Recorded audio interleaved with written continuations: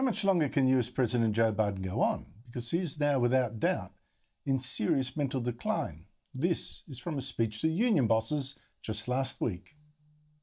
And Don Finn, IBEW, and Robert Reiter, R-E-I-T-E-R, Reader.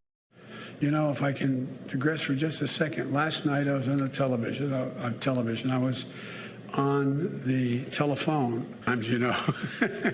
At any rate, also we've got state leadership here, Lieutenant Governor Julius here, Stratton, and I'm from Pennsylvania. The Illinois President Don Harmon, State Senator Laura Murphy, State Rep Martin Moylan, and we got great labor leaders here too. And I've shown you plenty of early examples in other shows that suggest to me that Biden's going to struggle to serve out the rest of his 3.5-year term.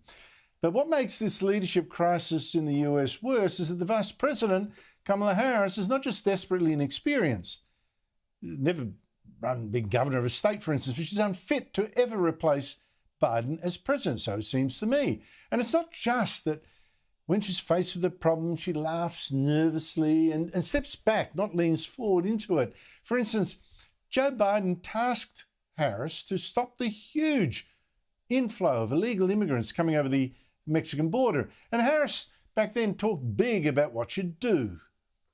I look forward to engaging in diplomacy with government. But since then, Harris has visited the Mexican president just once to discuss this, and eventually, when she was shamed into it, visited the border too, but just once. And again, that nervous laugh whenever she's asked if she'll go again. Plans to visit the border? Not today, but I have before, and I'm sure I will again. And here's a sign of how far Harris will run from a problem. Last Friday, Biden had top officials go to Mexico City to discuss this border crisis with Mexico. It was a top team, the Secretary of State, the Homeland Security Secretary, and the Attorney General, but no Kamala Harris, the border tsar. She was instead out playing with children back home to soften her image. What number? Comes after 7, comes... What comes after 7? Comes... 8! Yes! Joining me a short while ago was Sky News US correspondent Annalise Nielsen.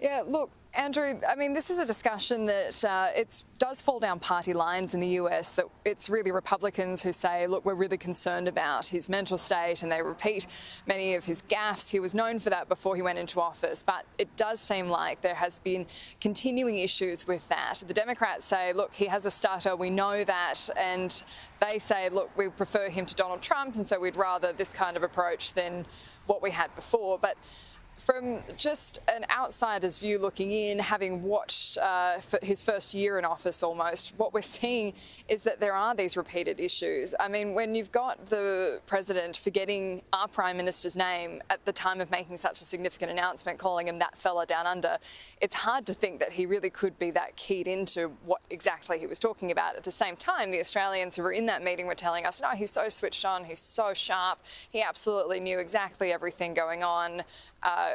Just all across it. But of course they have to say that. They can't come out and say, look, he doesn't know what he's talking about. We've done this deal with everyone else in the administration. And this is where we're seeing a lot of this really progressive stuff come out, because it looks like it is other people in his administration. So I have to say, for someone watching this day in, day out, it's not something to discount. There is a very real possibility that this could decline quickly. We do know he's quite advanced in age, and that doesn't mean that it precludes you from doing the job, but there's definitely at least a bit of cause for concern among the general populace. It's interesting. I actually wonder whether he can complete his term. To me, the mental decline, I mean, you're quite right, at times it's quite lucid, but other times it clearly is something's not right.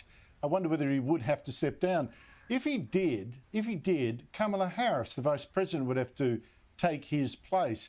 But what I find really curious is that she does not seem to be trusted by this administration to do anything substantial, or maybe she's not willing to take responsibility. For instance, she was told that she was the administration's point person for the border crisis. She's only been down to the border once to try to stem all these this problem of mass immigration.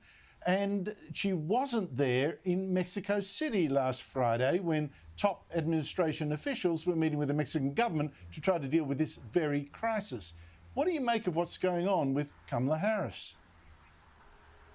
Well, it is interesting. We haven't seen her have as much of a public profile in the last few months that we saw at the very beginning of the administration. There's still those photo opportunities put out by her team of her meeting with the president. In those meetings, they have their lunch every Friday, but what we aren't seeing is her speaking out on those really critical issues. Now, her office was even briefing around the time that she was appointed border czar that she wasn't actually appointed border czar at all. Her office was saying, no, she's in charge of dealing with the migrants once they get to America and looking at that end of things. It wasn't her job to stem the flow of migrants. That seemed to be quite counter to what the administration was saying.